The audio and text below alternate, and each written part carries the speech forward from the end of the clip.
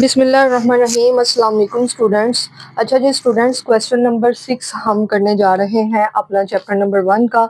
मेरे साथ साथ इसकी प्रैक्टिस कर लीजिएगा, चैनल को सब्सक्राइब कर लें और अपना फीडबैक लाजमी शेयर करें। क्वेश्चन नंबर 6 को ज़रा पढ़िएगा। अ ट्रेडिंग कारपोरेशन कंपनी है was formed with N authorised capital 50,000 shares of 1000 each. 50,000 shares हैं, 1000 एक शेयर की प्राइस है। ये हमारा ऑथराइज कैपिटल हो जाएगा। ठीक है, चलो इसकी मैं थोड़ी सी वर्किंग आपको करवा देती हूँ। यहाँ से देखिएगा, ऑथराइज कैपिटल कितना है, नोट कर लो। ऑथराइज कैपिटल 50,000 शेयर्स और कितने का है, 1000 का एक है। तो हमारे पास ऑथराइज कैपिटल आएगा 50,000 मल्टीप्लाई करके देख लो, यही आएगा। ठीक है, ये आपका हो गया ऑथराइज कैपिटल। उसके आगे देखो क्या लिखा हुआ है। On 1 January 2010 the company issued 30,000 shares to general public. General public को कितने इशू कर रही है कंपनी, इधर मैंने थोड़ा सा लिख लिया, मुझे याद रहे, 30,000 शेयर्स। ओके हो गया। उसके बाद देखिएगा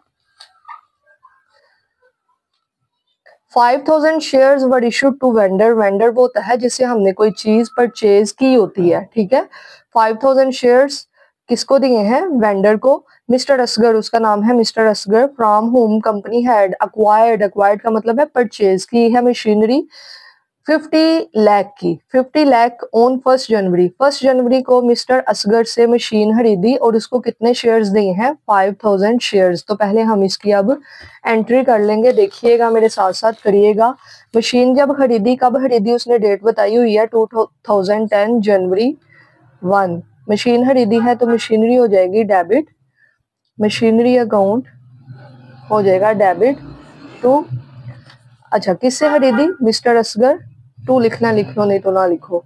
मिस्टर असगर, देखो मिस्टर असगर से अगर मशीन खरीदते हैं तो एंट्री क्या होगी, मशीन आ रही है, दूसरी तरफ हमने उसको कैश नहीं दिया तो हमारा वेंडर है, हमारा क्रेडिटर है या वेंडर है, तो mister Asghar credit, machinery debit, mister Asghar credit. यहाँ पर लिखेंगे बीइंग मशीनरी परचेज, लिख लें, साथ साथ ही प्रैक्टिस कीजिएगा।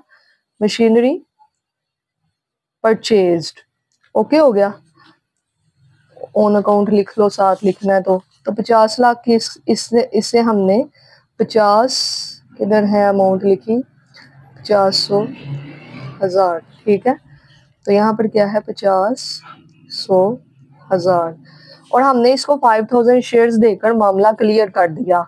जब मामला क्लियर किया, यहाँ पर भी वही डेट आएगी जनवरी 1। मामला क्लियर किया तो क्या होगा, मिस्टर असगर हो जाएगा डेबिट, क्योंकि लाइबिलिटी खत्म हो रही है।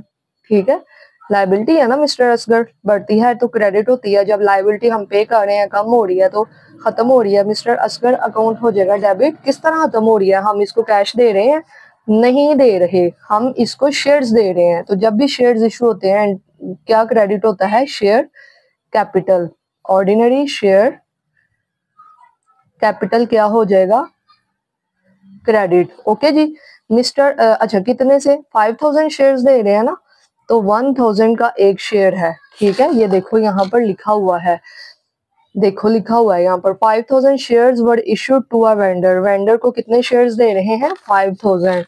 तो देखो कितने जीरो हैं, 6। यहाँ पर कितने जीरो हैं, 6। इट मीन्स कि मिस्टर असगर का मामला हो गया क्लियर, उसको हमने शेयर्स दे दिए। ठीक है, 50 लाख हो गया यहाँ पर टोटल। ठीक हो गया। तो सबसे पहले तो अच्छा यहाँ पर लिख लेते हैं being shares issued to vendor.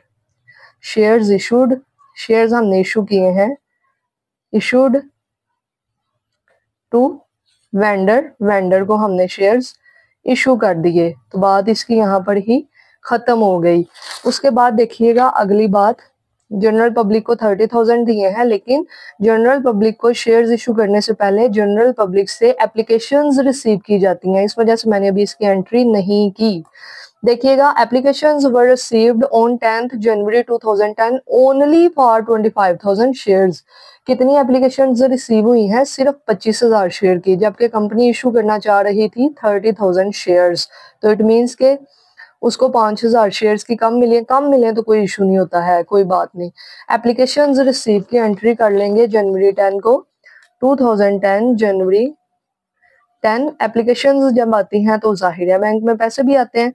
Bank account debit applications के साथ वही वाली एंट्री जो हम पिछले 4 सवालों में करते आए हैं। Bank account debit ordinary share applications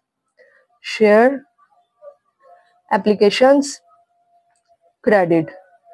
ठीक है, कितने की मिली है? 25,000 की।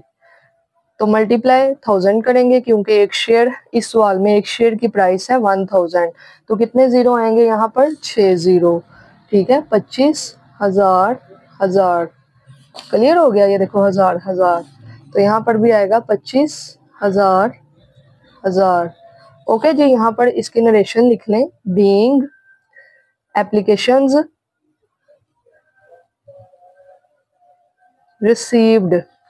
रिसीव हुई हैं क्या?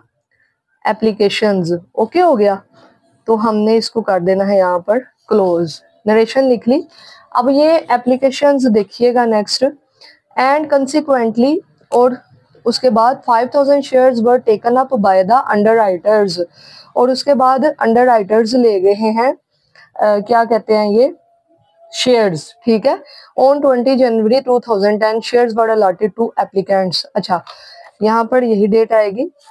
क्या हुआ है इसी डेट को, 10 जनवरी को। कंसिक्वेंटली का यहाँ पर मतलब है कि तब ही 5,000 शेयर्स ले गए हैं अंडरराइटर्स। देखो, अंडरराइटर्स जो होते हैं ना, उनकी एप्लीकेशंस नहीं होती, वो डायरेक्ट शेयर्स लेकर जाते हैं। जब डायरेक्ट लेकर जाते हैं तो कंपनी के बैंक में आ गए पैसे, बैंक अकाउंट डेबिट, इन लोगों को हम अभी दे देते हैं, पहले हम ये अंडरराइटर्स को दे लें। बैंक अकाउंट डेबिट, और दूसरी तरफ डायरेक्ट शेयर इशू हो रहे हैं अंडरराइटर्स को, तो ऑर्डिनरी शेयर कैपिटल हो जाएगा क्रेडिट। कर दें ऑर्डिनरी शेयर कैपिटल, ये हो जाएगा क्रेडिट। कितने दे रहे हैं? 5,000। साथ साथ इधर लिखे, ये कोई रफ अमल नहीं है, इसी तरह पेपर करके आना है। ठीक है, तो ये 6 जीरो है 5 के साथ, लिख दें 5,000 हजार, 5,000 हजार। तो ये क्या हो जाएगा?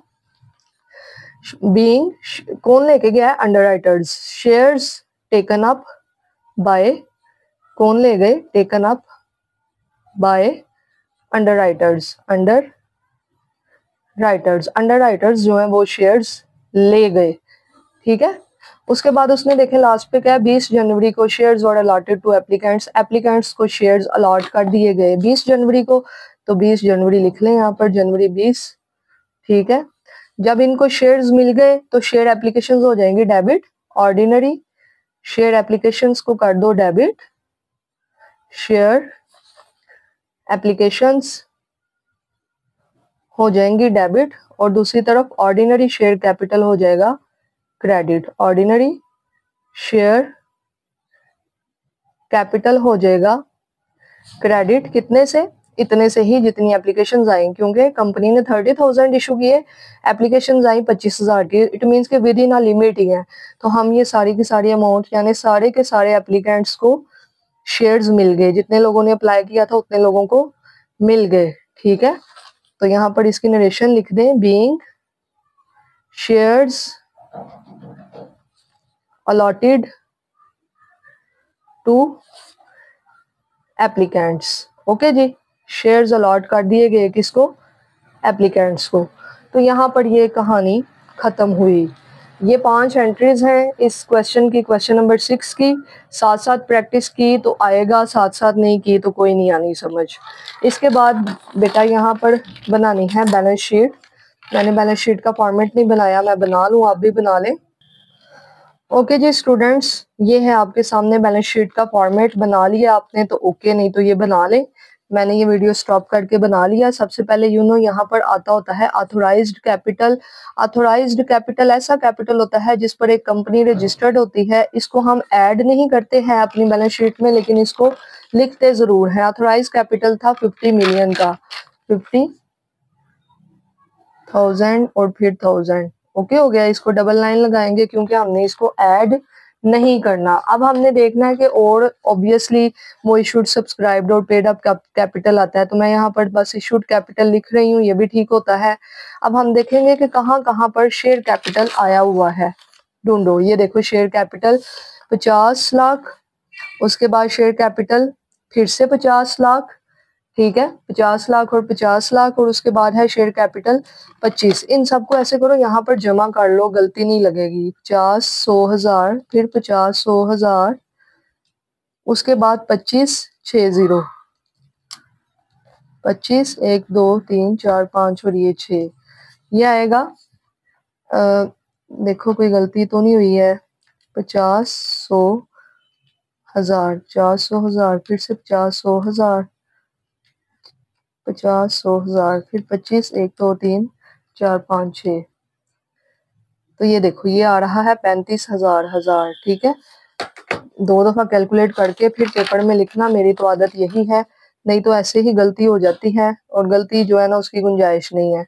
एक शेयर की कितने का है, 1000 का, तो इसको 1000 से डिवाइड कर दो तो आपके पास शेयर्स की तादाद आ जाएगी। देखो 35,000 है ना, इसको 1000 पे डिवाइड कर दो तो आपके पास 35,000 शेयर्स आ जाएंगे। तो यहाँ पर लिखें 35,000 shares at the rate ₹1000 each. ठीक है, इधर भी लिखना चाहिए था, क्या लिखना चाहिए था, 50,000 share at the rate ₹1000 each. मैं इधर लिख देती हूँ, आप लिख लीजिएगा, मैं बताती हूँ कहाँ लिखना है। 50,000 शेयर्स एट ₹1000 ईच। आपने ये लाइन जो है ना, ये वाली, इसको यहाँ पर लिखना है ऑथोराइज कैपिटल के नीचे, उसके बाद इशूड कैपिटल लिखना है। ठीक है, इसको आपने इधर लिखना है। ठीक है, लिख लें तो बेहतर है। तो उसके बाद देखें और हमने क्या लिखना है, सोचें सोचें सोचें क्या लिखना है। यहाँ पर कोई भी प्रीमियम या कोई भी ऐसी चीज नहीं है, तो क्या लिखना है। असगर की कहानी खत्म हो गई थी। मशीनरी, मशीनरी हमारा एसेट है ना, एसेट की साइड पर लिखते हैं। ये ना बैलेंस शीट बनाने का तरीका ये है, जर्नल एंट्रीज में 1 बाय 1 चीजों को टिक करते जाएं, कहाँ आएगी कहाँ नहीं आएगी। सबसे पहले लिखा है मशीनरी, इट मीन्स कि ये एसेट है। एसेट कहाँ पर आता होता है, एसेट साइड पर। तो 50 लाख की मशीनरी है, यहाँ पर लिख दें कौन सा एसेट है, ये फिक्स्ड एसेट। हेडिंग देनी है, दे लें पॉइंटर से तो बेहतर है। क्या है फिक्स्ड एसेट में, मशीनरी, 50 लाख की मशीनरी, तो यहाँ पर लिख दें 50 100,000। ठीक हो गया। अब आगे देखें सेकंड चीज, असगर क्रेडिट था, असगर डेबिट हो गया, बात खत्म। शेयर कैपिटल हमने लिख लिया। अच्छा, बैंक की बात आ गई है, 25 मिलियन, उसके बाद बैंक है ये 5 मिलियन। ठीक है, इनको जमा कर लो, 25,000 हजार प्लस 5,000 हजार, तो हमारे पास आ गया 30,000। नजर आ रहा है आपके सामने, 30 के साथ 6 जीरो है। तो आप ये इधर लिख दो, ये क्या है हमारा, बैंक होता है हमारा करंट एसेट। तो यहाँ पर हेडिंग देकर लिख देंगे बैंक 30 के साथ 6 जीरो। ठीक है, इस तरह ये याद रह जाती हैं चीजें। आगे देखिएगा, एप्लीकेशन क्रेडिट तो एप्लीकेशन डेबिट, एप्लीकेशन की कहानी भी खत्म हो गई, तो सारी ही कहानियां खत्म हो गई। तो यहाँ पर बस एक चीज है, ऑथराइज को जमा नहीं करना। एक चीज है 35,000, तो टोटल कर दो 35,000, 30 और 5 35, जमा कर लो, यही आएगा। ठीक हो गया, ठीक हो गया। तो ये है इसकी बैलेंस शीट। ये था आपका क्वेश्चन नंबर 6। प्रैक्टिस कर लीजिएगा और बताइएगा समझ लगी या नहीं लगी। एक दफा मेरे साथ प्रैक्टिस कीजिए, एक दफा वीडियो जब कंप्लीट हो जाए उसके बाद 1-2 घंटा ठहर के चाहे प्रैक्टिस करें। एक क्वेश्चन को 2 दफा किया करें, एक दफा मेरे साथ और एक दफा इटसेल्फ खुद किया करें। ओके जी, wish you good luck, thank you so much, take care, अल्लाह हाफिज।